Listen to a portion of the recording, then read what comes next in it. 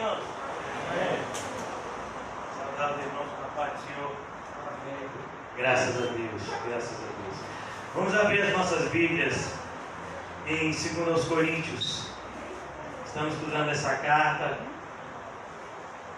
desde quarta-feira, quando eu voltei, pela graça de Deus, a ministrar na vida dos irmãos. Pela providência, o irmão José ficou doente e eu estou restabelecido, né? Pela metade, mas estou aqui, tendo condição de pregar. E o Senhor tem nos direcionado a falar um pouco sobre essa realidade que a gente tem vivido todos os dias. E essa carta aos Coríntios, ela nos ajuda a refletir um pouco como é viver no mundo repleto de adversidades, repleto de desafios. Eu creio que eu vejo, olho no olho dos irmãos e percebo que muitos de nós estamos inseguros em relação a essa pandemia. E a palavra de Deus, ela nos exorta e nós devemos tomar muito cuidado com isso, porque a dúvida, ela vai na contramão da fé. A incredulidade, ela vai na contramão das promessas de Deus. Então nós temos que tomar muito cuidado com isso. E hoje nós vamos especificamente tratar de um assunto que, como cristãos, como igreja bíblica, e mais particularmente eu mesmo, como pastor de vocês, necessariamente precisamos ter maturidade para lidar, que é com as críticas. Nós seremos criticados, isso é um fato. Independentemente do nosso comportamento ser certo ou errado, nós seremos criticados. Quando a Bíblia diz que o mundo nos odeia, que o mundo nos odiaria, o Senhor Jesus fala isso de maneira muito clara e literal.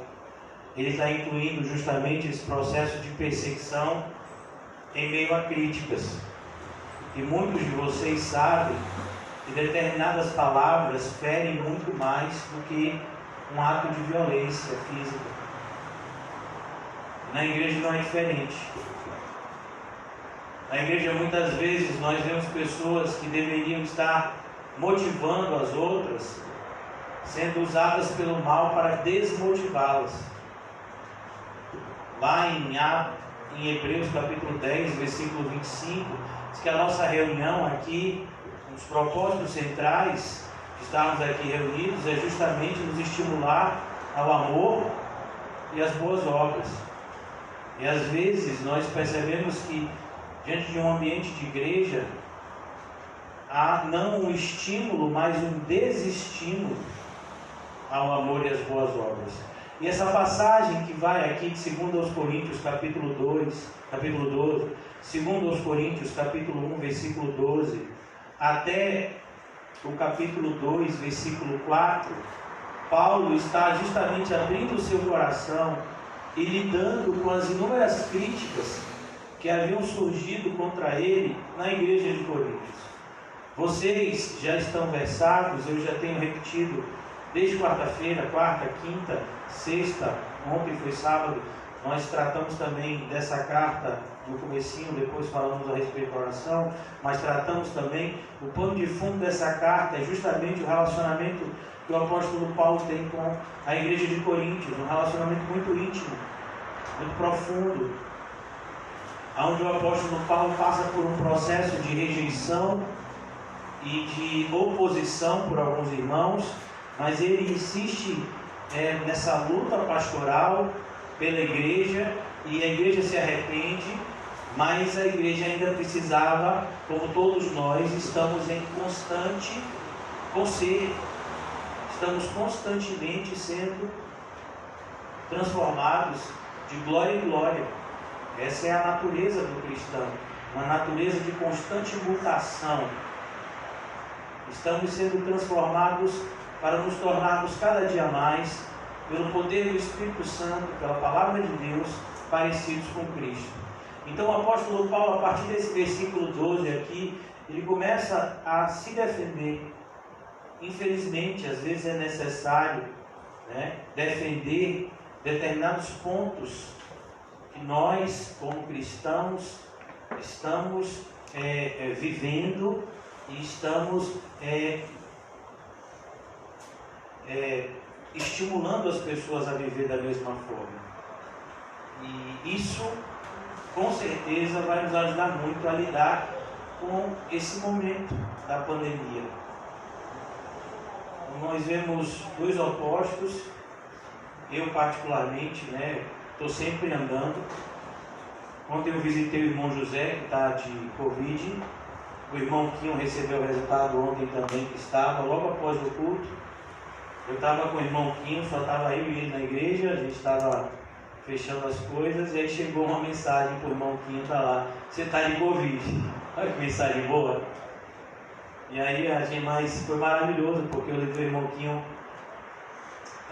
até a loja do irmão José, os dois foram na UPA, já foram atendidos pelo médico, não tem sintomas nenhum, estão bem.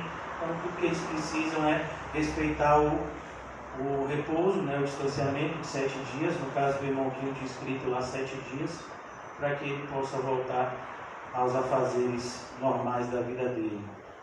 Mas o que nós vemos, principalmente como eu estou dizendo a vocês, é essa histeria. Então tem dois grupos, dentro da igreja e fora da igreja, mas nosso assunto é sempre dentro da igreja, que é aqueles que não estão nem aí, e acham que não tem que se preocupar com nada, e Deus está no controle de tudo, então eu não tenho que me preocupar com nada. E tem aqueles que são de desesperados, que se você tossir a 5 quilômetros dele, ele vai tomar 5 banhos. Então, esses dois grupos estão muito equivocados e eles precisam repensar o seu cristianismo. Nós temos que ter essa prudência. E essa passagem de hoje vai nos ensinar a lidar, inclusive, com isso. Como cristãos, como devemos nos posicionar diante de tudo que está acontecendo diante dos nossos olhos. Então, o apóstolo Paulo, nós vimos ontem que o primeiro posicionamento que um cristão deve ter diante de qualquer situação, principalmente diante de tribulações e problemas, qual é? A oração. E vimos ontem como é difícil orar da maneira correta. O título, inclusive, da mensagem de ontem foi Orando até começarmos a orar. Então, oração não é simplesmente apresentar a minha necessidade diante de Deus, mas oração é uma agenda, é um encontro com Deus Todo-Poderoso, aonde eu abro meu coração para Ele e eu me sinto confortado e consolado por Ele. Se não tem essa contrapartida, se não tem esse consolo, esse conforto, essa resposta da parte de Deus, muito provavelmente a nossa oração ela foi ineficaz. Então a gente tem que tomar cuidado, porque tudo começa com oração. Na vida cristã, tudo é feito por meio de oração e tudo também termina com oração, glorificando a Deus por meio dos seus frutos. Mas o apóstolo Paulo, então, ele começa a desenvolver o tema aqui, como cristãos, como devemos lidar com as críticas que virão, independentemente das nossas atitudes, nós seremos criticados. Não ache que se você abrir mão de determinados pontos do seu cristianismo com o propósito de agradar um amigo ímpio, marido, esposa, filho, quem for, não ache que se você abrir mão de algum ponto do seu cristianismo para agradar o ímpio, isso vai satisfazê-lo. De forma alguma, muito pelo contrário, ele vai querer que você abra mão mais ainda, de determinados princípios que você não deve negociá-los em hipótese alguma, uma vez que Cristo está sempre em primeiro lugar na nossa vida. Amém? Então aqui no versículo 12, como eu disse a vocês, de 2 Coríntios, o apóstolo Paulo começa a abrir o seu coração e dizendo: porque a nossa glória é esta, o testemunho da nossa consciência de que com santidade e sinceridade de Deus, não com sabedoria humana, mas graça divina, temos vivido no mundo e mais especialmente para convosco. Uma das acusações que as pessoas faziam para o apóstolo Paulo era que o apóstolo Paulo tomava as decisões de maneira carnal.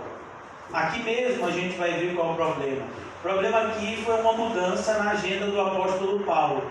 O apóstolo Paulo tinha decidido passar em Coríntio depois da Macedônia, mas ele vai antes. E ele tem uma tristeza muito grande porque ele é rejeitado pela igreja. E então ele escreve a primeira carta, vocês já sabem, há uma porta que se abre para ele pregar, ele não consegue, e ele fica agora na Macedônia esperando o resultado da primeira carta que ele havia enviado por Tito. E aí ele fica feliz porque os irmãos haviam se arrependido. A gente já falou sobre isso durante essa semana, né? O pano de fundo dessa segunda carta aos Coríntios. Então o apóstolo Paulo aqui está continuando essa defesa que muitas vezes é necessária, porque apesar da maioria da igreja ter recebido a primeira carta de Paulo, né, da maneira correta, ter se arrependido, sempre existiu e existirá um grupo de oposição nas igrejas, infelizmente.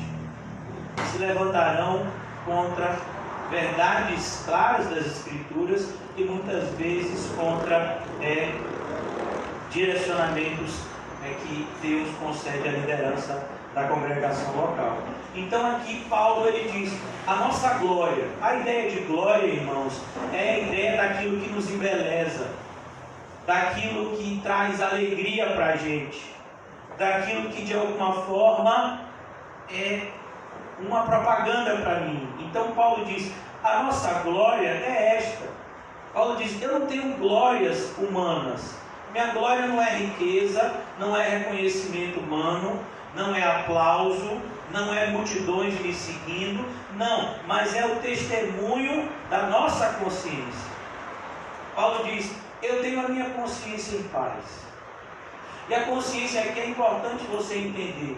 A consciência, principalmente na vida de um cristão, e a gente está sempre falando do ponto de vista cristão, a consciência na vida de um cristão funciona como um alarme de incêndio.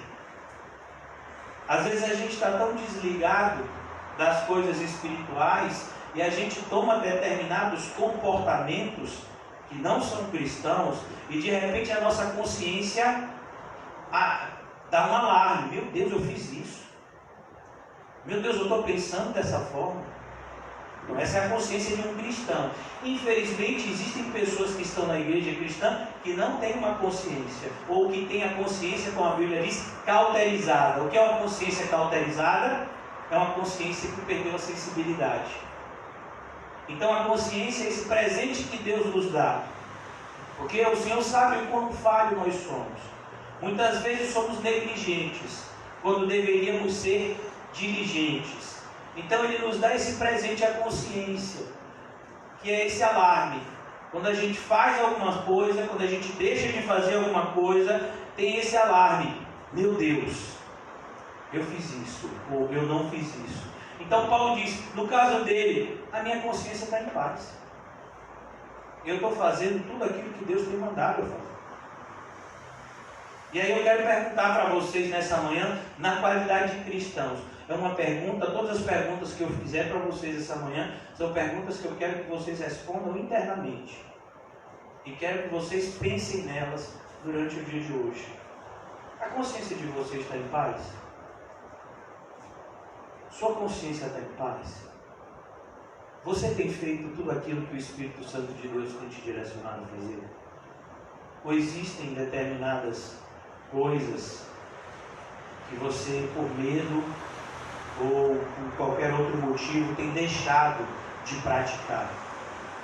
Então Paulo diz, o testemunho da nossa consciência é esse, de que com santidade, o cristão ele vive uma vida de quê? De santidade. Entenda a palavra santidade aqui como separação do mundo.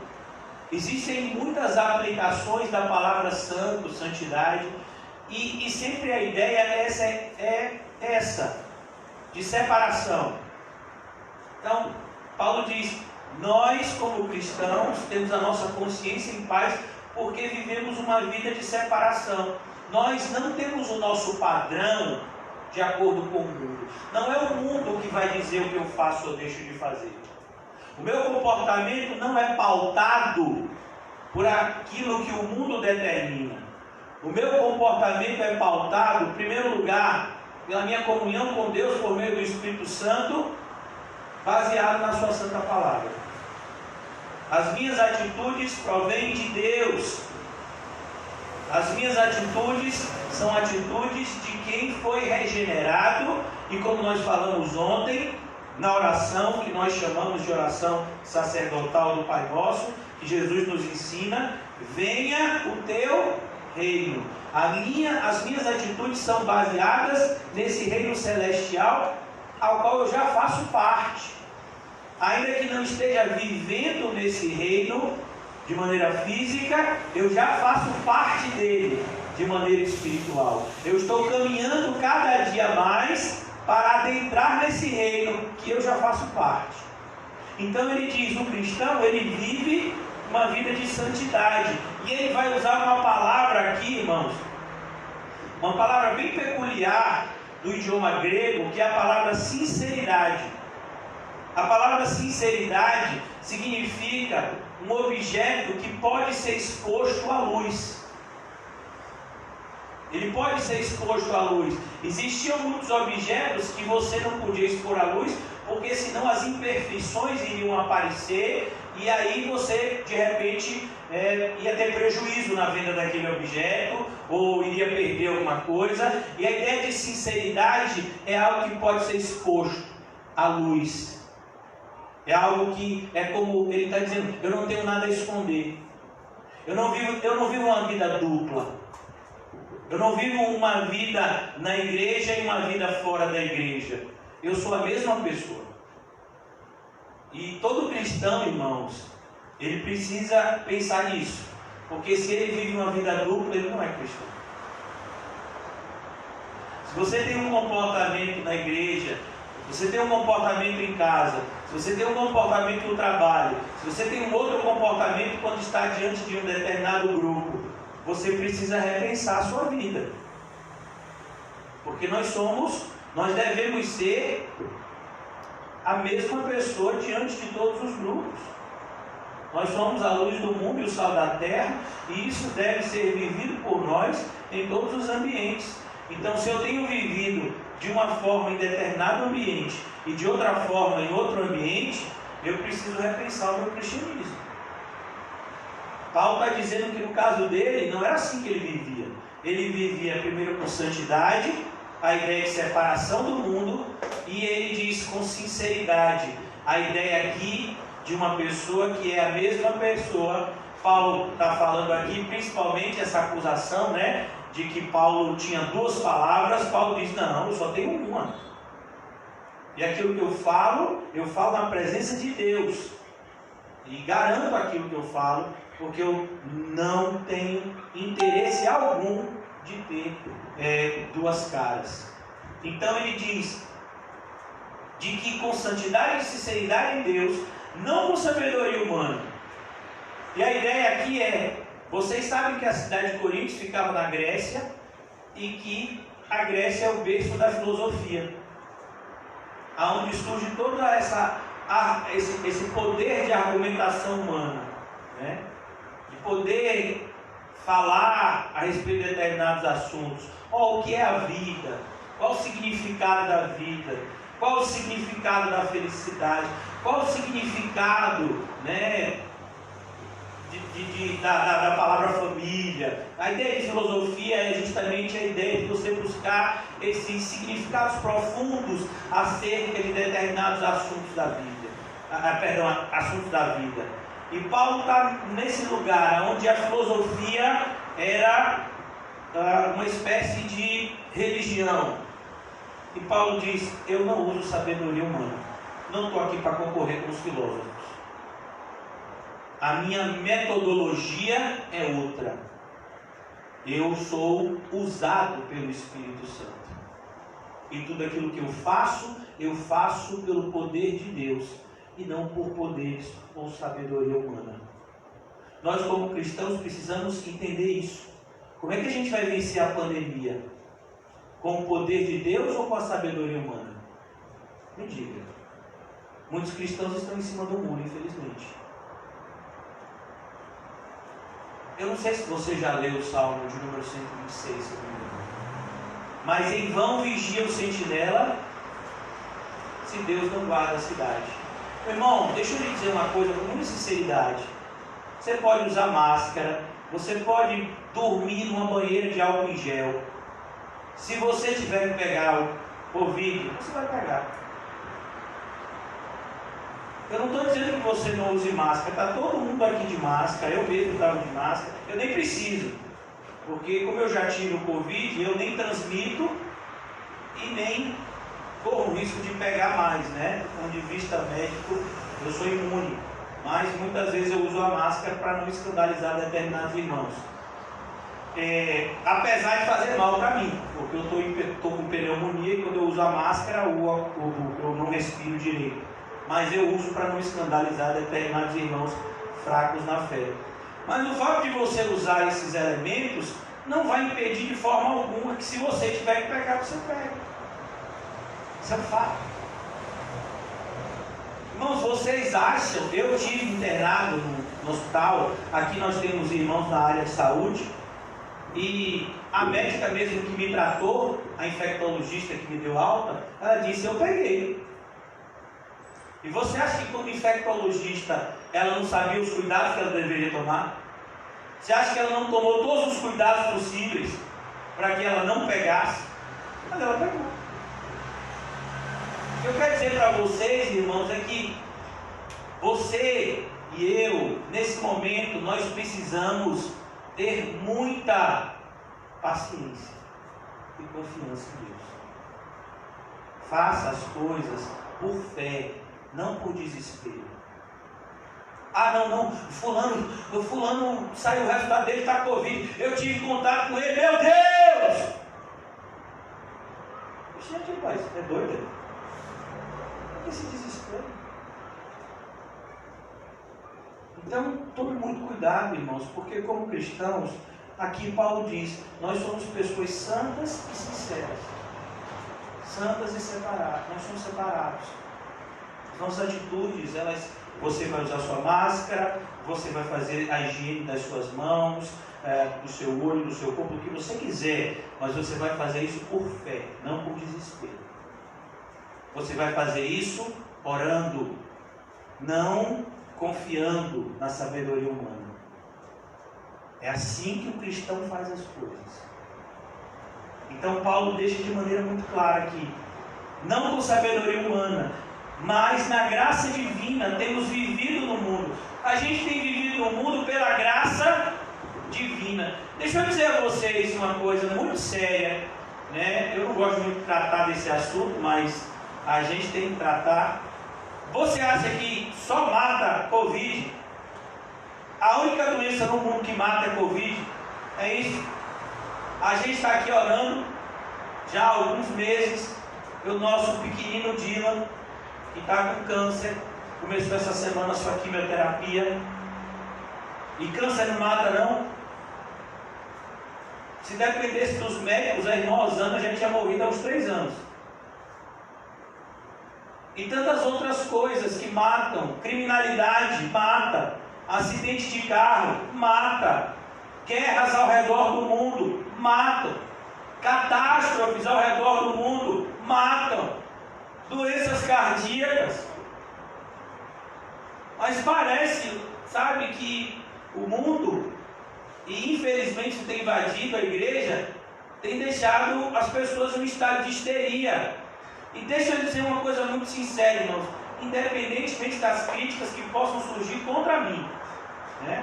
O título da nossa mensagem é até lidando com as críticas. Eu não vou estimular vocês a um ambiente de desespero. Não espere isso de mim. Não espere de mim nenhuma atitude que diga a vocês que vocês têm que se trancar, que você tem que ficar embaixo do colchão até esse monstro chamado Covid passar. Não, eu não vou lhe dizer isso. Eu vou dizer que você ore, eu vou dizer que você busque direcionamento de Deus, eu vou dizer que você tome os cuidados que você tem que tomar, mas que você continue vivendo a sua vida como cristão, porque o Covid é apenas uma tribulação que veio ao mundo e que faz parte desse processo de aperfeiçoamento da nossa fé. A nossa fé é aperfeiçoada pelas tribulações, a qual o Covid é uma dessas tribulações. Não a única, uma das. Então a gente não pode tratar ele como um monstro. Ele não é um monstro. O monstro continua sendo o pecado. Esse é o monstro que a gente tem que lidar todos os dias da nossa vida. Então Paulo aqui está tratando desse assunto, onde ele está sendo duramente criticado por conta de atitudes que ele tomava e que muitas pessoas usavam aquelas atitudes de Paulo para criticá-lo e para, de alguma forma, desacreditá-lo diante dos outros. E Paulo diz: tudo que eu faço pela graça divina. Eu tenho vivido no mundo, e mais especialmente para convosco. E Paulo diz: e mais especialmente com vocês de Coríntios, as minhas atitudes, todas elas, foram pautadas no Espírito Santo. Não tomei nenhuma atitude para com vocês de igreja de Coríntios que não fosse direcionada por Deus. Paulo deixa isso de maneira muito clara. Versículo 13: porque nenhuma outra coisa vos escrevemos, além das que ledes e bem compreendeis. Olha que coisa, Paulo está dizendo das cartas que ele escreveu. A gente já falou que existe uma primeira carta não canônica, que a gente não tem acesso a ela. Na primeira carta aos Coríntios, Paulo fala de uma primeira carta que ele teria escrito e que se perdeu. E se perdeu é porque não era para que a gente soubesse o conteúdo dela. Então a primeira carta é a segunda e a segunda é a terceira. Algumas pessoas chegam a conjecturar uma quarta carta, no interstício entre a primeira e a segunda, né?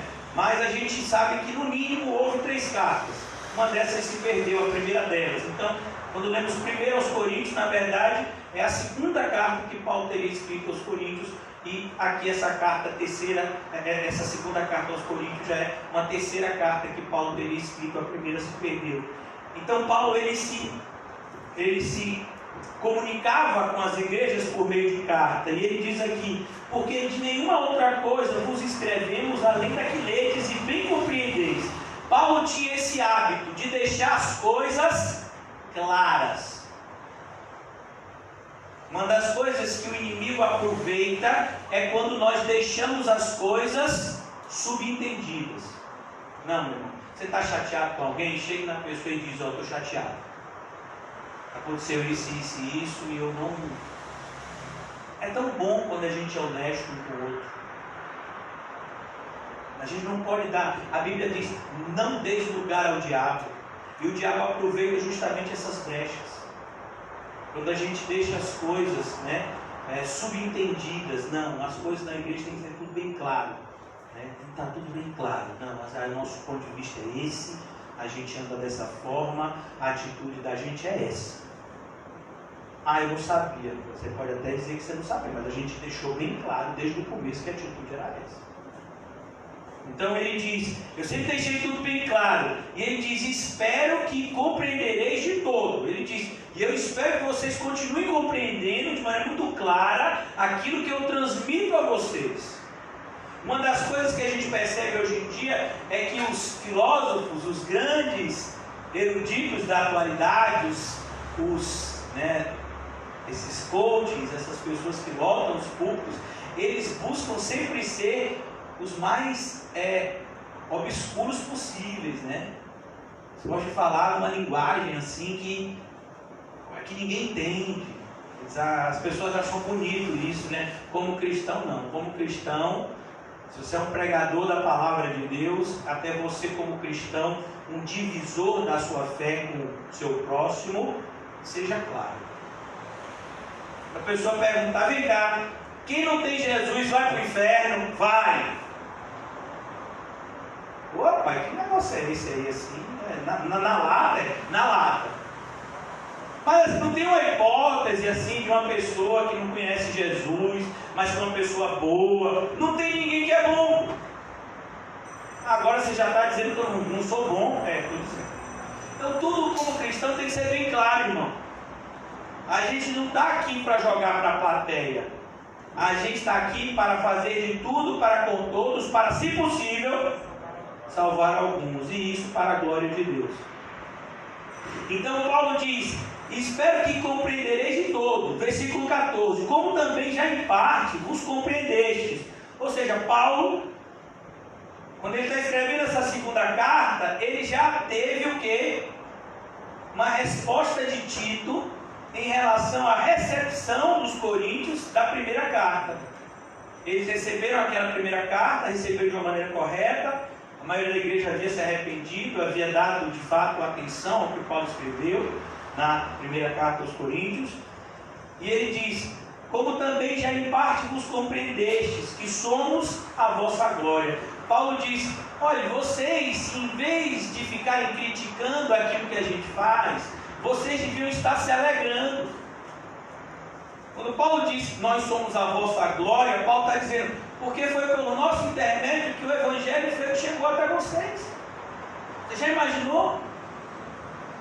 Se vocês não tivessem conhecido o Evangelho, onde vocês estariam agora? Paulo está falando isso para os coríntios. Isso é a nossa verdade, essa é a nossa vida. E se a gente tivesse, irmãos, uma falsa igreja? E se a gente estivesse aqui comprando a sementinha de feijão para não pegar o Covid? E se a gente estivesse aqui no final do culto, cada um aqui pegando óleo ungido e botando na cabeça do outro para se proteger da enfermidade? Se a gente não tivesse uma dessas falsas igrejas, onde no final, alguém ia lhe pedir o seu salário como prova de fé. E se você estivesse em outro tipo de religião, se você estivesse agora como um ateu, não, o Evangelho chegou até nós, maravilha. Paulo diz assim: como também já em parte compreendeste, somos a vossa glória, como igualmente sois a nossa, no dia de Jesus nosso Senhor. E Paulo diz: e vocês são a minha. Porque é maravilhoso entender que nós somos participantes da fé um dos outros. Não ache, irmãos, que sou eu, pastor, que tenho a responsabilidade única de alguma forma edificar a fé de vocês. Não, essa é uma responsabilidade comum. Vocês também edificam a minha fé. Muitos de vocês, com atitudes cristãs, com atitudes bíblicas, com palavras cristocêntricas, edificam a minha fé e edificam a fé um do outro.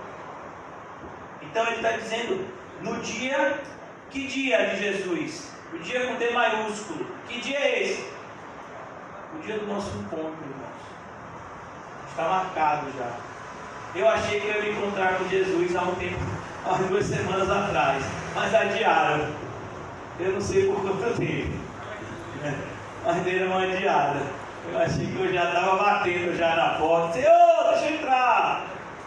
Eu não mereço não, meu pai, mas por tua graça. Eu estou rindo agora, meu irmão, mas na hora eu não dei risada não. Então aqui ele está dizendo, sois a nossa glória no dia de Jesus nosso Senhor. Então todo cristão, irmãos, ele vive de olho nesse dia e não no dia daqui. E não na preocupação, como a gente falou, no final do mês de pagar a conta, no final do ano de determinadas responsabilidades. Não, a gente vive de olho naquele dia em que não haverá mais choro, nem dor, nem morte, nem pranto, porque já as primeiras coisas se passaram. E isso é só uma pequena simbologia da felicidade absoluta e indescritível que nos espera no céu. E todo cristão vive debaixo dessa certeza de que um dia chegará o nosso dia de estarmos com o nosso Senhor. Isso não tem que trazer medo para nós, mas isso tem que trazer o quê? segurança. Então aqui Paulo lembra esses irmãos: olha, irmãos, tirem um pouco o olho da terra e coloquem o olho no céu. Nós estudamos recentemente aqui o Salmo número 121. Elevo os meus olhos para os montes. De onde virá o meu socorro? O meu socorro vem do Senhor, que criou os céus e a terra. Esse é o nosso Senhor. Por isso, irmãos, você acha que um Deus desse tamanho não é capaz de te proteger daquilo que você tem que estar protegido? Ele te protege. Se você não pegar, você não vai pegar o Covid por causa de Deus, não é por causa dos seus cuidados. Quer dizer, isso não é muito claro. Quem te protege é Deus. Deus é o nosso protetor. Seja grato a Ele. Quando você acordar de manhã, peça proteção a Ele. Quando você sair de casa, peça a proteção a Ele. Quando você voltar para casa, agradeça pela proteção dEle. Porque é Ele que nos protege a todo instante. Independentemente dos recursos humanos, das ferramentas humanas que nós possamos usar nesse processo de proteção, quem nos protege é Deus. Essa é a fé do cristão. É isso que distingue o cristão do não cristão. Não, eu sou uma pessoa prudente, eu tomei todos os cuidados, por isso eu não peguei. Não, é Deus. É Deus. Você é cristão, você entende que é Deus quem te protege. Porque o diabo tem várias formas de burlar a nossa tentativa de autoproteção. É Deus que nos protege. Por isso, se você está precisando de proteção, maravilha. Você tem um Deus que te protege. Busque auxílio nele. Amém? E agora Paulo vai continuar se explicando para os irmãos. Surgiu uma discussão por causa da demora de Paulo de ir em Corinto. É impressionante como tantas discussões inúteis na igreja, mas que muitas vezes a gente tem tratado de determinados assuntos para evitar que eles se tornem problemas maiores.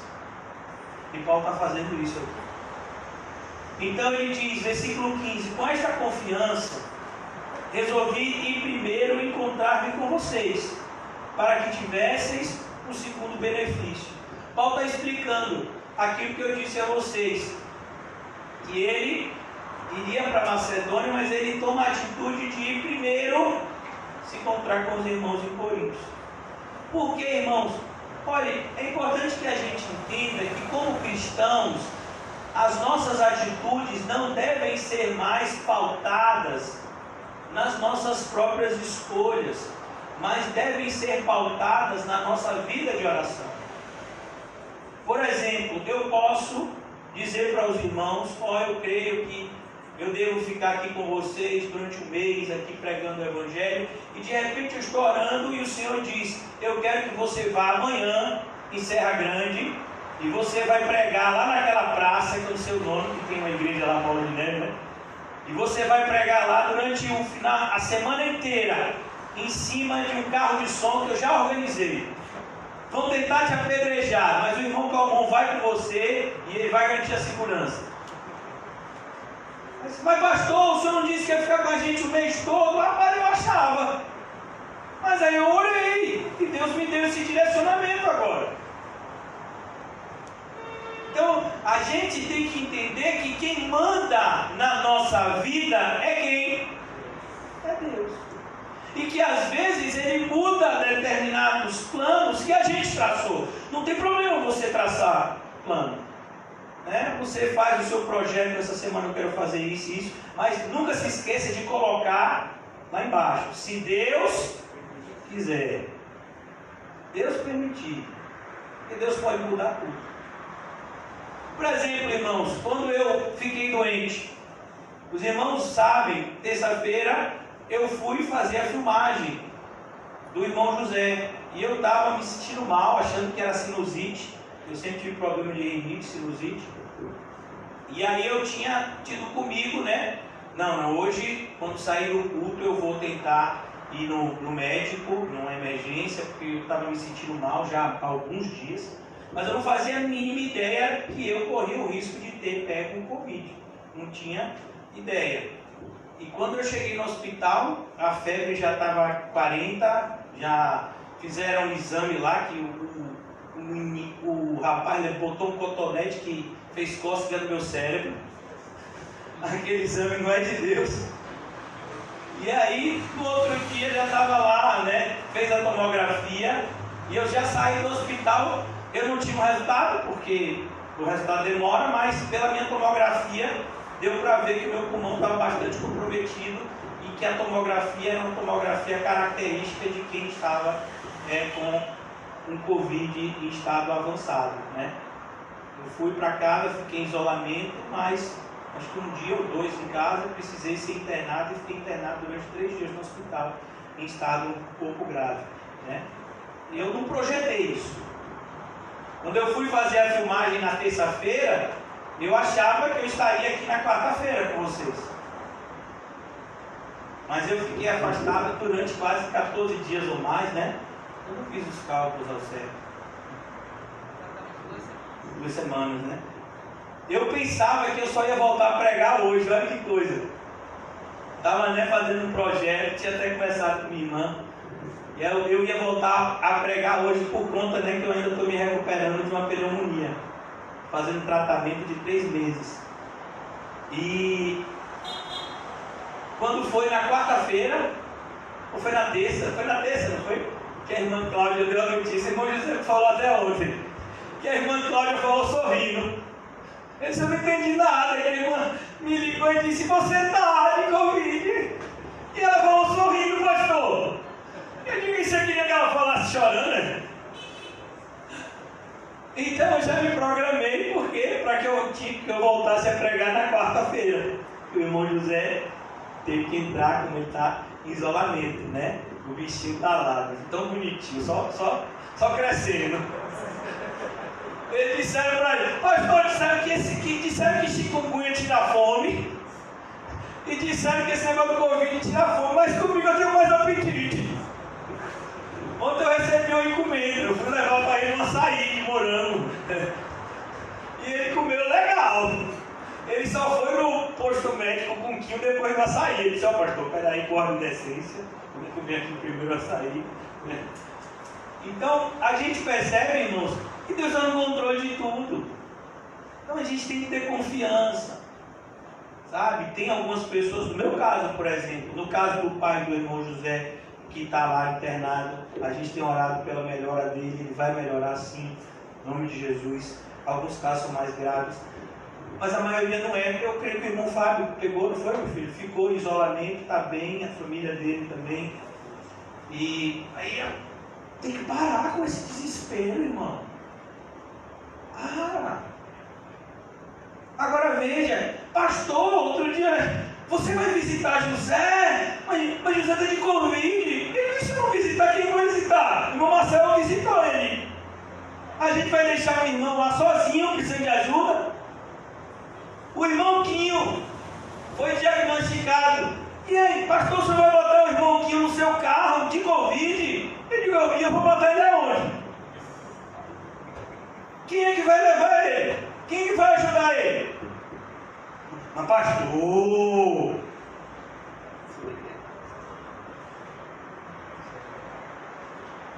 é brincadeira.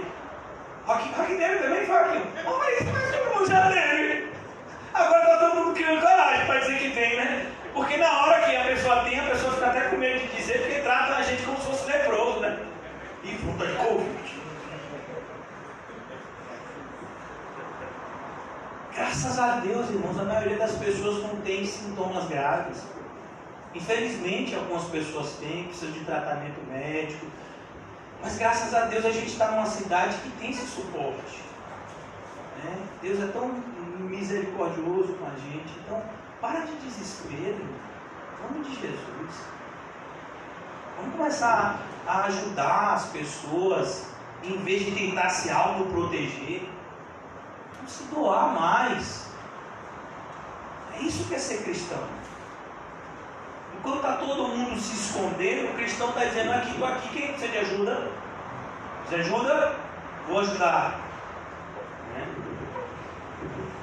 Então, com essa confiança, resolvi primeiro encontrar-me convosco, para que tivesse um segundo benefício, e por vosso intermédio passar a Macedônia, e da Macedônia voltar a encontrar-me convosco e ser encaminhado por vós para a Judéia. Então, esse era o projeto originário de Paulo. Paulo tinha esse plano, mas esse plano não deu certo.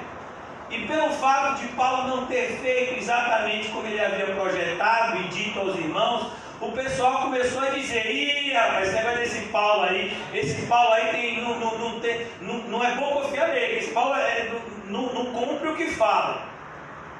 Ora, determinando isso, terei porventura agido com leviandade? Ou deliberar, acaso delibere segundo a carne, de sorte que haja em mim simultaneamente o sim ou não? Antes, como Deus é fiel, a nossa palavra para convosco não é sim e não. Então Paulo está dizendo aqui, mas é muito claro: me respeitem, porque as atitudes que eu tomo para com vocês são atitudes espirituais e responsáveis. A minha responsabilidade não é agradar a carne de vocês, mas a minha responsabilidade é para com a alma de vocês. É isso que Paulo vai deixar muito claro na carta. Às vezes a gente quer a companhia da pessoa de maneira egoísta, quando na verdade a gente deveria estar orando pela pessoa, entendendo o momento que a pessoa está passando.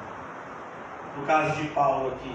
Então Paulo diz: olha, eu não agi com leviandade, eu não estou aqui enrolando vocês, eu não estou com duas conversas, não. De fato eu fiz um projeto, mas Deus mudou. Ele tem autoridade para isso. Ele é o dono da obra. Paulo, desde o começo da carta, diz: eu sou apóstolo segundo a vontade de Deus. Eu sou um servo. E quando Paulo usava essa palavra, era uma palavra no grego que diz escravo. Ele diz: eu sou um escravo de Cristo.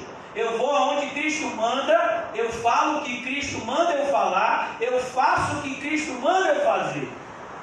De maneira que muitas vezes, do ponto de vista humano, nós fazemos planos que parecem para nós que são planos lógicos, que são planos possíveis, mas Deus pode mudar tudo.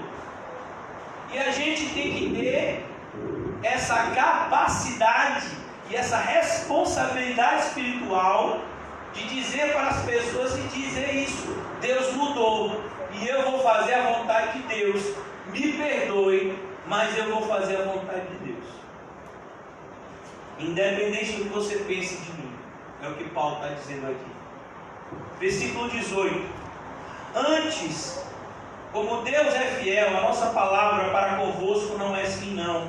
Porque o Filho de Deus, Cristo Jesus, que foi por nosso intermédio anunciado entre vós, isto é, por mim e Silvano e Timóteo, não foi sim não, mas sempre nele houve o sim. Então Paulo está dizendo: não se esqueçam de quem evangelizou vocês. Não se esqueçam da maneira como eu evangelizei vocês. Não se esqueçam do evangelho que eu apresentei a vocês. É o evangelho de sim, de certeza.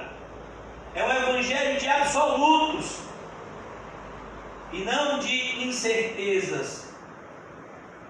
Então ele está mostrando aqui que nós, como seres humanos, somos falíveis. Fazemos planos e muitos desses planos não dão certo.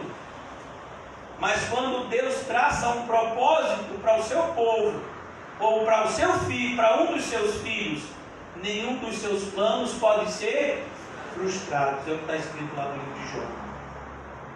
Eu bem sei, Senhor, que nenhum dos seus propósitos podem ser frustrados.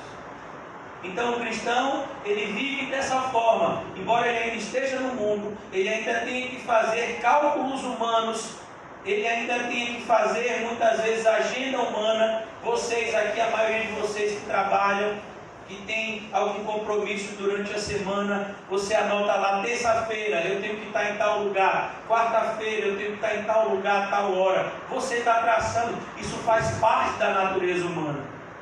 Mas saiba que Deus pode mudar tudo, e esteja preparado para isso. Então aqui ele diz: porque o Filho de Deus, Cristo Jesus, que foi por nosso intermédio anunciado entre vós, isto é, por mim, Silvano e Timóteo, não foi sim não, mas nele sempre houve sim. Porque quantas são as promessas de Deus, tantas tem nele o sim. Porquanto também por ele é o amém, para a glória de Deus, por nosso intermédio. Percebe o que Paulo diz? Por nosso intermédio. Deus escolheu salvar pessoas usando pessoas. Olha que coisa. Deus podia salvar pessoas usando anjos. Deus podia salvar pessoas sem usar ninguém. Ele é Deus. Mas Ele escolheu que as pessoas que Ele mesmo escolheu fossem salvos por meio das pessoas que Ele havia escolhido. Então, a gente ouve o Evangelho e a gente propaga o Evangelho. E o Evangelho que salvou a gente vai salvar outras pessoas. E Deus escolheu que fosse dessa forma. Que coisa maravilhosa fazer parte desse projeto. Às vezes a gente se sente, especial quando a gente faz parte de um projeto humano de reconhecimento. Imagine fazer parte desse projeto divino aqui na Terra, que é a Igreja de Cristo. Como Paulo fala aos Romanos, Porque o Evangelho é o poder de Deus para a salvação de todo aquele que nele crê. Você não tem noção que um versículo bíblico que sai da sua boca pode salvar uma alma.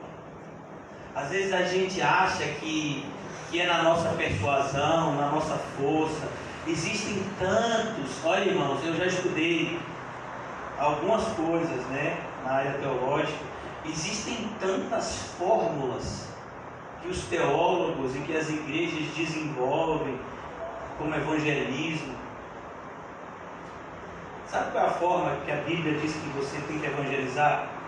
Seja crente e viva o que você prega. Isso é evangelismo. Não, mas tem aqueles 4 pontos. Não, mas tem aquela formulazinha que a gente faz assim com o copo. Não, mas tem aquele negocinho que a gente faz com papel. Meu filho, nada disso funciona. Evangelho é evangelho. Ó, eu sou um pecador, mas Cristo morreu por pecadores. Arrependa-se, creia nele. Talvez você pense que isso seja uma frase boba, uma frase tão repetida que não tem valor, pois é essa frase que salva pecadores até hoje. Quando um pecador entende que ele é um pecador e que a graça de Deus o alcançou, ele é salvo. E você sabe de onde vem essa informação? Da sua boca, da boca de um irmão, e chega até o ouvido de alguém que Deus escolheu ouvir. Mas aquela pessoa não ouve apenas com os ouvidos, ouve com o coração. Como está escrito lá em Atos 16, que Deus abriu o coração de Lídia, para que quando Paulo falasse, ela cresce naquilo que ele havia dito. Deus abriu o coração do carcereiro e da família dele. Eles foram batizados de madrugada, lá em Atos 16. Então Paulo está dizendo, cuidado, não se esqueçam de que vocês não nasceram crentes. O Evangelho chegou até vocês. Seja grato. E a melhor forma de demonstrar gratidão ao Evangelho que nos chegou é tratando com respeito àqueles que nos evangelizaram e dividindo esse Evangelho que nos salvou com outros. A gente já leu aqui no capítulo 1 de segundo aos Coríntios, que Paulo diz: consolando as pessoas da mesma forma que nós também somos consolados. Nenhum consolo é maior do que o consolo do Evangelho. E ele diz aqui agora no versículo 21, caminhando já para a parte final, irmãos: mas aquele que nos confirma convosco em Cristo e nos ungiu é Deus. E Paulo, agora, em sua defesa, ele vai usar alguns verbos que são bem específicos no idioma grego. O primeiro deles é confirma. Paulo diz: aquele que nos confirma para convosco em Cristo. Sabe, irmãos, você precisa entender que o seu ministério, e quando eu falo ministério, todos vocês têm um ministério. Eu não sei qual é, mas tenha certeza que se você é um cristão, Deus te separou para fazer alguma coisa para a glória dele.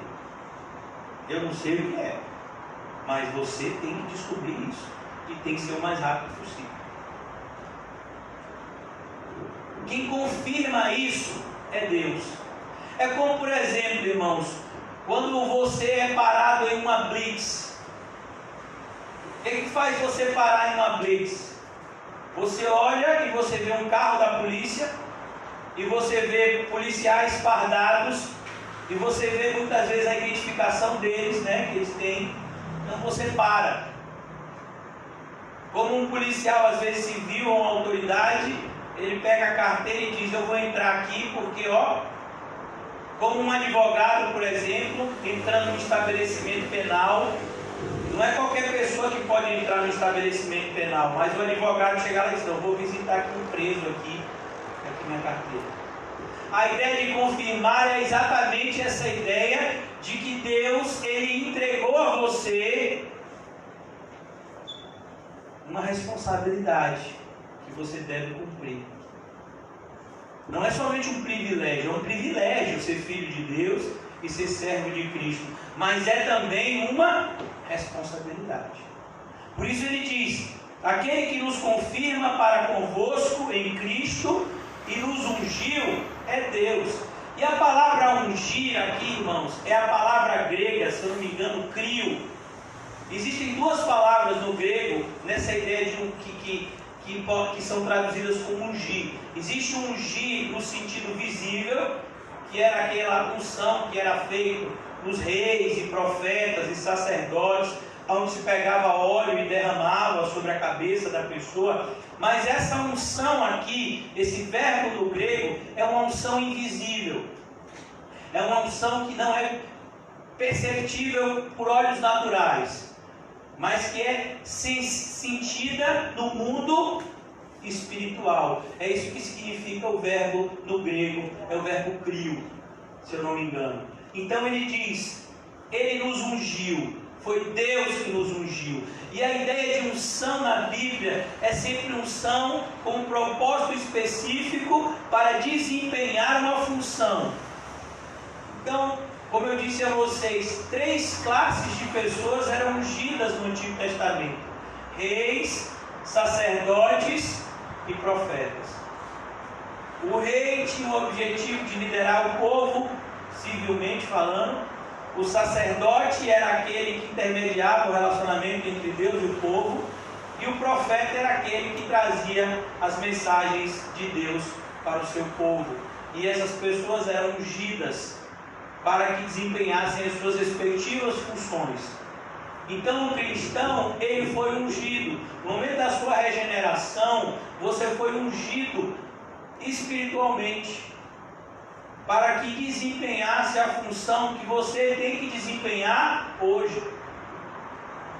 Não é amanhã, é hoje. Todas as vezes que você ouvir uma pregação, ela é sempre para agora. Nenhuma pregação é para amanhã. Não existe pregação para viagem. Pastor, o senhor embrulha 2 pregações para viagem, por favor? Eu vou digerir durante a semana. Não. O que Deus tem para falar com a gente agora é para agora. Por isso ele diz: ele confirmou em Cristo e nos ungiu E quem fez isso foi quem? Quem fez isso? Foi Deus. Por isso que uma das melhores formas de lidar com as críticas é ter um relacionamento íntimo com Deus. Porque, irmãos, é importante que as pessoas pensem de você. Eu não quero dizer, jamais vou dizer a vocês que o que as pessoas pensam de você não é importante. É importante, mas muito mais importante é o que Deus pensa de nós. Nós temos que ter comportamentos, que são de acordo com a sociedade que nós estamos. O cristão não busca escandalizar ninguém, mas muito mais importante é agradar a Deus. Na vida do cristão, essas duas coisas, elas são enormemente separadas por valor. Então, para um cristão verdadeiro, é infinitamente mais importante agradar a Deus do que agradar ao seu semelhante ou a si mesmo. Nosso propósito é agradar a Deus. Ele nos confirma, Ele nos ungiu. Versículo 22. E que também nos selou. E essa ideia de selo, irmãos, é uma ideia também bem específica. São 4 verbos que Paulo vai falar aqui na sua defesa e que vale para você e para mim em tudo aquilo que a gente tem vivido e que muitas vezes vamos ter que lidar com críticas.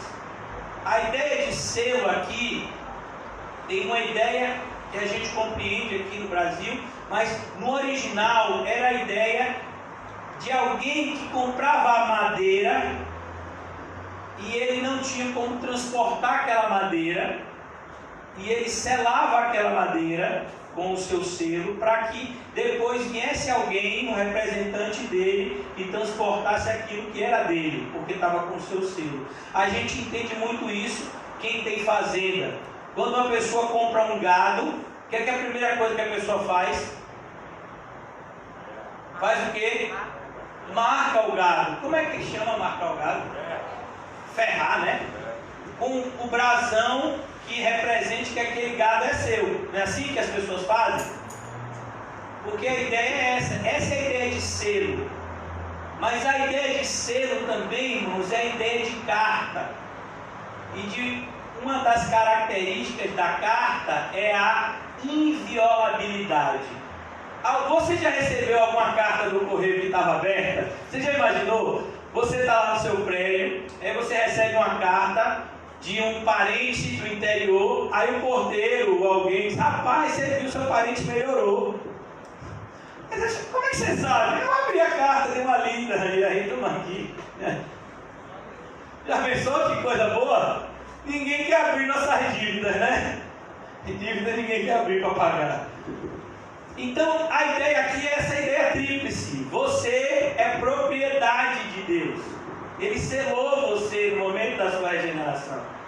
Paulo está dizendo: vocês podem me criticar o que vocês quiserem me criticar. Eu sei quem me selou. Eu sei quem me comprou.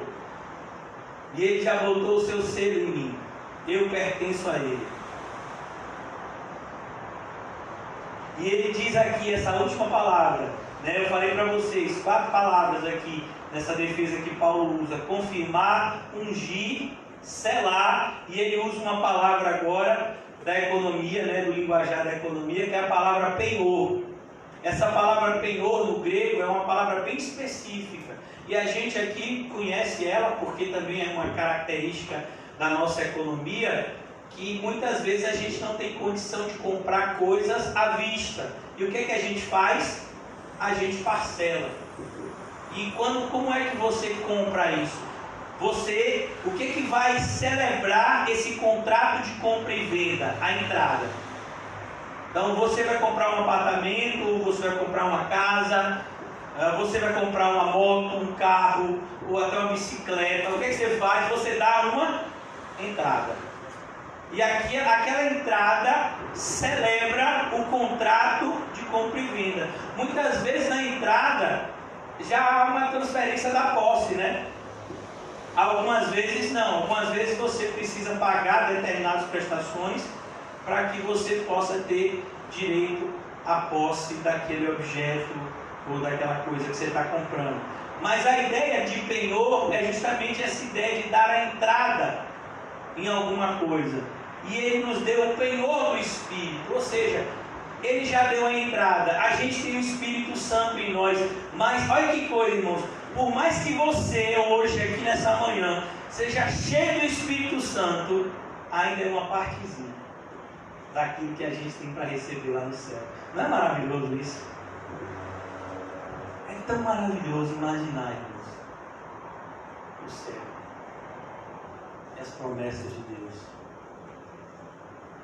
O inimigo sabe o quanto isso é prazeroso para nós, e por isso ele tenta o tempo todo pegar a nossa cabeça e focar nas coisas da terra, de maneira que a gente não pense nas coisas que são do alto. Então Paulo diz, Ele nos deu o penhor do Espírito em nosso coração. É aquilo que o próprio apóstolo Paulo vai falar em Coríntios, porque a esperança do Senhor não nos decepciona jamais. Porque a esperança do Senhor é o quê? É o amor de Cristo sendo derramado continuamente nos nossos corações. Essa é a esperança do Senhor. Então ele diz aqui, Ele nos selou e nos deu o penhor do Espírito em nosso coração. Perceba que toda a defesa de Paulo gira em torno daquilo que Cristo fez por ele, e não daquilo que o próprio apóstolo Paulo faz. É tão maravilhoso isso, né? Entender que quem nos justifica é Cristo. Eu e você somos falhos. Muitas vezes vamos pedir perdão uns aos outros porque falhamos. Mas aquilo que Cristo faz por nosso intermédio é perfeito, como Ele é perfeito. Então aqui no versículo 23 ele diz, eu porém, por minha vida, tomo Deus por testemunha. Olha que coisa solene, irmãos. Eu porém, por minha vida, tomo Deus por testemunha, de que, para vos poupar, não tornei ainda a Corinto. Não que tenhamos domínio sobre a vossa fé, mas porque somos cooperadores de vossa alegria, porquanto pela fé já estáis firmados. Olha que coisa, Paulo diz, eu não fui ainda em Coríntios, porque eu quero ir na hora certa. O que a gente vê aqui no apóstolo Paulo é um zelo pastoral. Sabe, irmãos, uma das coisas que a gente aprende como cristãos é que alguns irmãos nossos vão falhar. E a gente vai ver isso. E a gente vai ser chamado a Deus para exortar. Mas em algumas oportunidades a gente vai ser chamado a Deus para orar primeiro. E enquanto nós estamos orando por nossos irmãos que estão falhando em algumas áreas, o próprio Deus vai tocar no coração desses irmãos e eles vão se arrepender. A Bíblia vai dizer que Deus tem um hábito com o seu povo, de dar tempo para que o povo se arrependa. Então Paulo está fazendo isso aqui. Paulo está dando tempo para que os irmãos de Coríntios se arrependam, absorvam aquele conhecimento da primeira carta e percebam que eles estavam andando em uma direção equivocada, que eles precisavam voltar atrás, se arrepender e voltar à prática das primeiras obras, voltar ao evangelho que o apóstolo Paulo havia pregado a eles. Como no capítulo 15 de 1 de Coríntios, o apóstolo Paulo diz, olha, eu quero lembrar-vos o evangelho que eu já anunciei a vocês, o evangelho que salva vocês, se vocês se mantiverem fiéis a ele. Mas se vocês adulterarem o evangelho, ou derem ouvido àqueles que adulteram o evangelho, vocês vão ter crido em vão. Paulo fala isso no 1 de Coríntios, capítulo 15. Então aqui Paulo está dizendo, olha, eu não tenho domínio sobre a fé de vocês. E esse é o meu sentimento como pastor de vocês também. Eu não tenho domínio sobre a fé de ninguém. Mas eu me sinto responsável em influenciar vocês a andarem na direção certa. Muitas vezes, falamos coisas duras de se ouvir, mas que são necessárias e que que precisam ser absorvidas para que haja de fato uma transformação espiritual nas nossas vidas. Então eu quero concluir com vocês, como eu falei, nessa parte final aqui, que vai dos versículos 1 ao 4 do capítulo 2. Mais 5 minutos aqui eu concluo. Versículo 2: Por isso deliberei, versículo 1 do capítulo 2: Por isso deliberei por mim mesmo não voltar a encontrar-me com vocês em tristeza. Percebe? O apóstolo Paulo está dizendo: a gente não vai ganhar nada com isso. Eu exortei vocês, eu enviei vocês a primeira carta. Eu quero saber se vocês de fato entenderam o conteúdo dessa carta e estão arrependidos desse direcionamento errado que vocês tomaram. Porque senão, o propósito da igreja, irmãos, nunca é contender. A Bíblia diz que ao servo do Senhor não convém contender. Então, por exemplo, estamos aqui, de repente, não vai acontecer isso, em nome de Jesus, mas levanta-se o irmão e diz: olha, eu não concordo com nada disso que foi pregado, acho que tudo isso é balela.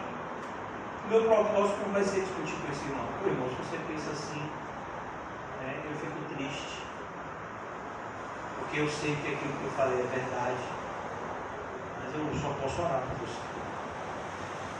Porque não é o nosso propósito contender. Brigar com as pessoas não vai fazer com que essas pessoas se tornem crentes, muito pelo contrário. Então a gente tem que tomar muito cuidado com isso, porque nesse propósito de defender a fé, de defender o Evangelho, a gente tem que tomar cuidado para que a gente não entre nessa luta como se estivéssemos lutando contra a carne e sangue. A nossa luta não é contra a carne e sangue, mas contra principados, potestades. Paulo vai falar inclusive nessa carta de 2 Coríntios sobre esse assunto. E as armas da nossa milícia não são carnais, elas são espirituais e poderosas em Deus. Então a gente tem que ter esse domínio próprio, de saber o momento de falar e de calar. E Paulo entendia aqui, Paulo entendia esse momento, e ele disse: não é a hora, eu sinto no Espírito que não é a hora de ver vocês ainda. Versículo 2: Porque se eu vos entristeço, quem me alegrará? Senão aquele que está entristecido por mim mesmo. Paulo diz: olha, se eu for aí, eu sei que eu vou encontrar vocês aí com as caras deste tamanho, por conta da carta que eu escrevi para vocês. Deixa vocês absorverem em Cristo Jesus esse conteúdo. E eu vou chegar na hora certa. E isto escrevi, para que quando for, não tenha tristeza da parte daqueles que deveriam alegrar-me, confiando em todos vós, de que a minha alegria é também a vossa. Olha que zelo pastoral, irmãos. Paulo está dizendo: o propósito da gente viver aqui é da gente viver em alegria, irmãos.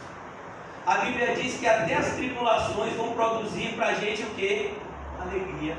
E nos alegramos nas próprias tribulações.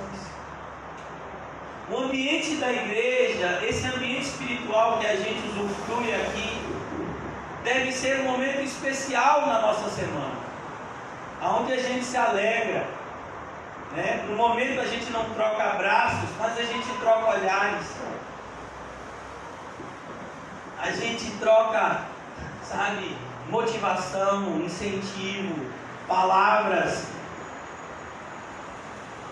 de estímulo um ao outro. Esse é um momento de alegria que a gente tem da parte de Deus, confiando em todos vós, que a minha alegria também é vossa.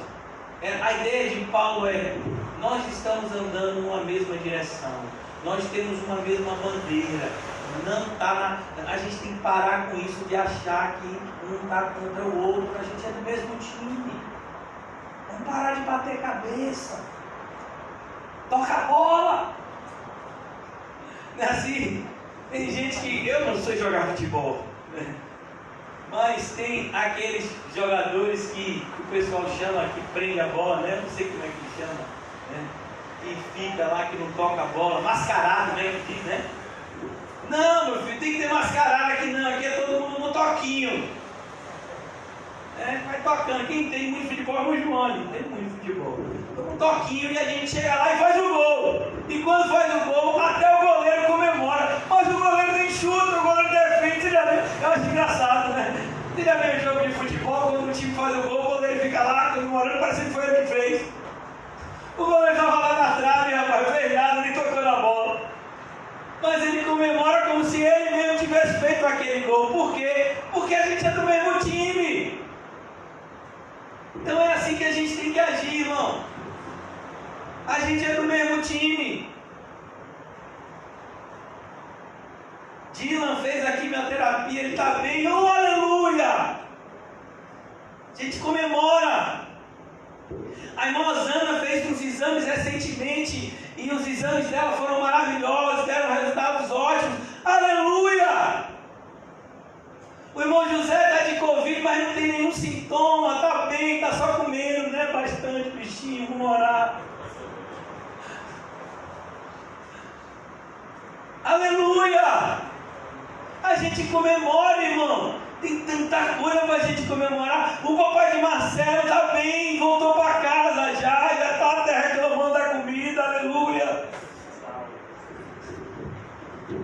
Então a gente comemora o mesmo time. A gente se alegra com os que se alegram. A gente chora com os que choram. Nós somos uma família. É todo mundo o mesmo time, irmão. Por isso, se um ficar doente, todo mundo fica doente. Quando um é restabelecido, todo mundo se sente restabelecido. Tem que ser assim, irmão. É isso que Paulo está dizendo. A melhor forma de lidar com as críticas é o amor. Você pode até me criticar, mas eu amo você. E vou continuar te amando. E vou continuar te ajudando. E vou continuar me esforçando para que de alguma forma Cristo seja formado em você. A maior arma da igreja sempre vai ser o amor. O diabo vai tentar de todas as formas perverter isso. Mas a gente sabe que o amor continuará sendo a principal arma da igreja. Em 1 Coríntios, Paulo lembrou isso. E diz, olha, existem 3 dons que são maravilhosos. Qual é? Amor, fé e esperança. Mas qual é o maior deles? Qual é o maior deles? O amor. Quando Jesus disse que nós seríamos conhecidos como discípulos dele, seríamos conhecidos pelo amor. Quando Jesus foi questionado sobre o maior de todos os mandamentos, ele disse que era amar. Quando a igreja de Éfeso é repreendida porque abandonou o primeiro amor. Então Paulo está dizendo aqui, cuidado, cuidado, cuidado. Versículo 4, concluo aqui essa manhã.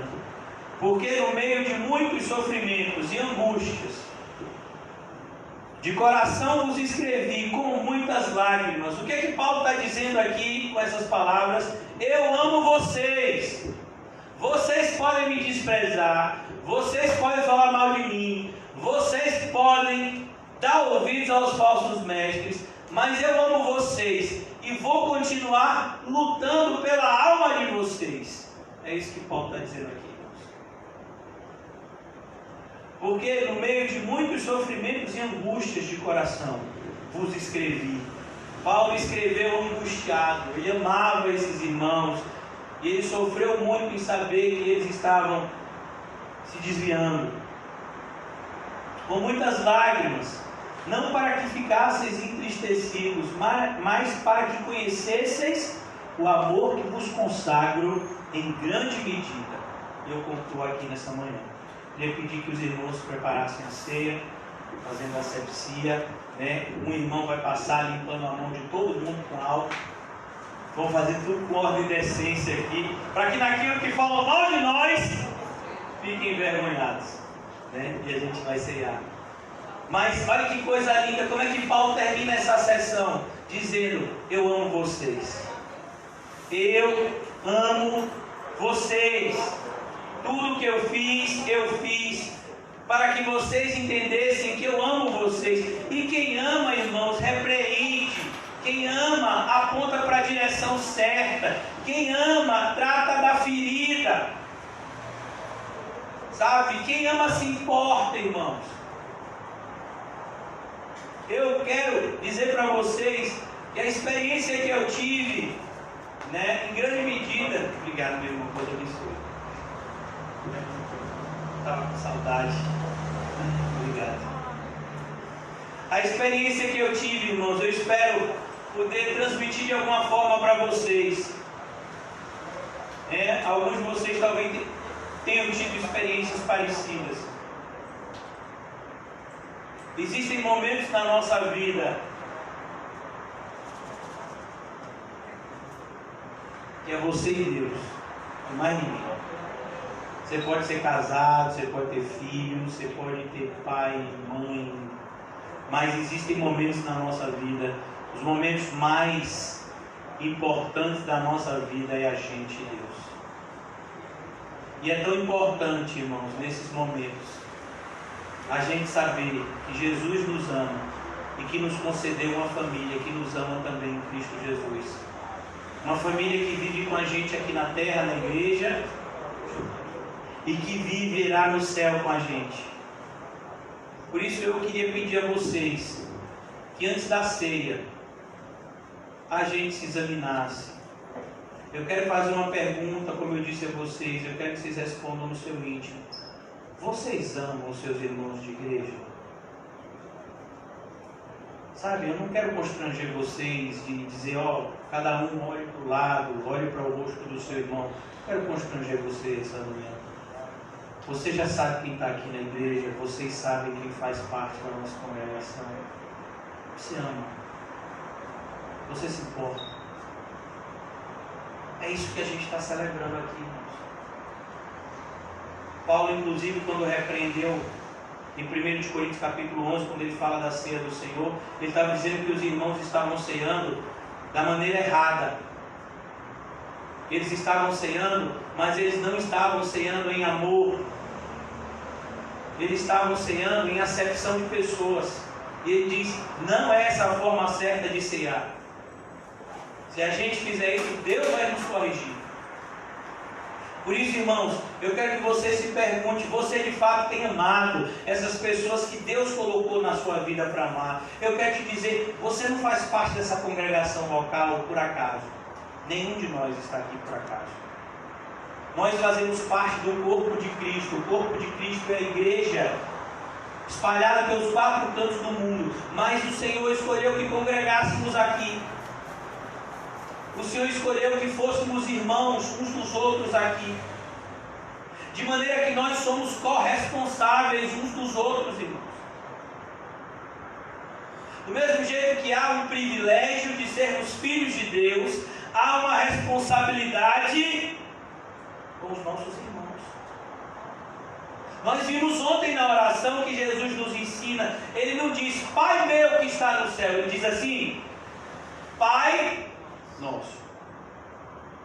E na ceia é esse momento que a gente olha e que a gente percebe e que a gente agradece que Deus nos deu do seu Espírito, Deus nos deu a salvação, a adoção, mas Deus nos deu uma família para amar aqui na terra. E só quem sabe o que é solidão, sabe o significado de como é maravilhoso ter um irmão na fé. Alguém que você vai falar da sua realidade espiritual e que não vai te chamar de louco. Você já imaginou você chegando para uma pessoa que não é cristã e dizendo, rapaz, essa noite o demônio me visitou.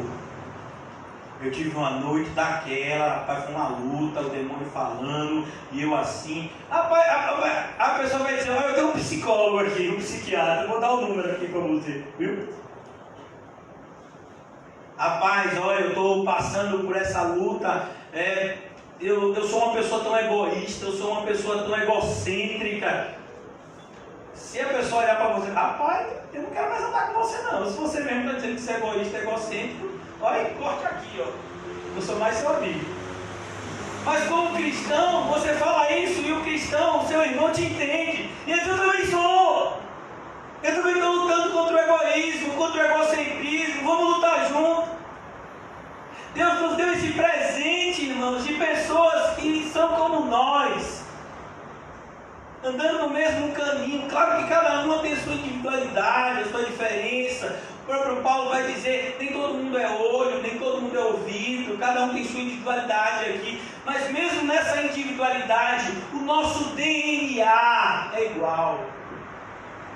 Nós somos filhos de Deus e, portanto, devemos nos amar como irmãos, independentemente das nossas imperfeições.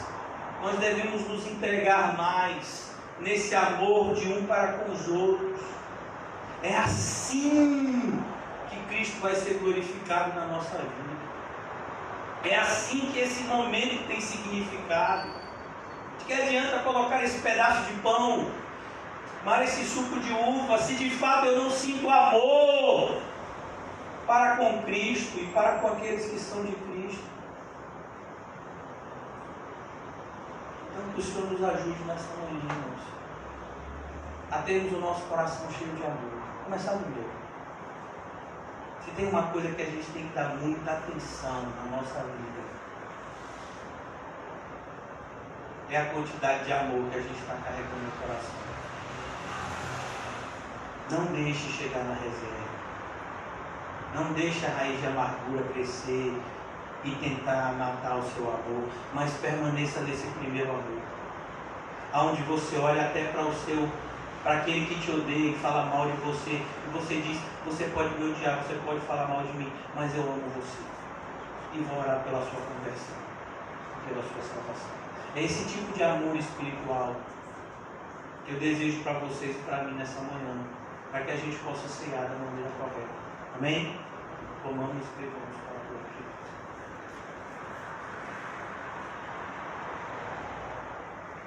Obrigado, Pai, pelo privilégio de estarmos aqui em amor, unidos. Ó Senhor Jesus, ajuda, Pai, a parar todas as arestas que nos separam. Ajuda-nos a perdoar um ao outro. Ajuda-nos, Senhor, a confiar mais na Tua graça maravilhosa que vai transformando o caráter um no outro, nos fazendo cada vez mais participantes da Tua glória bendita pelo Evangelho. Não deixe, Senhor, que o inimigo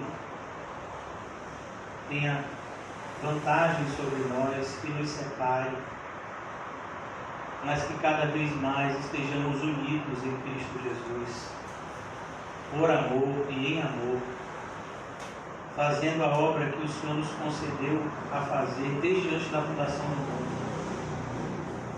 Não somente pregando, Pai, o Teu santo Evangelho, mas vivendo ele, de maneira que todos aqueles que estão ao nosso redor possam perceber, não somente por nossas palavras, mas por nossas ações, que nós fomos comprados pelo sangue do nosso Salvador.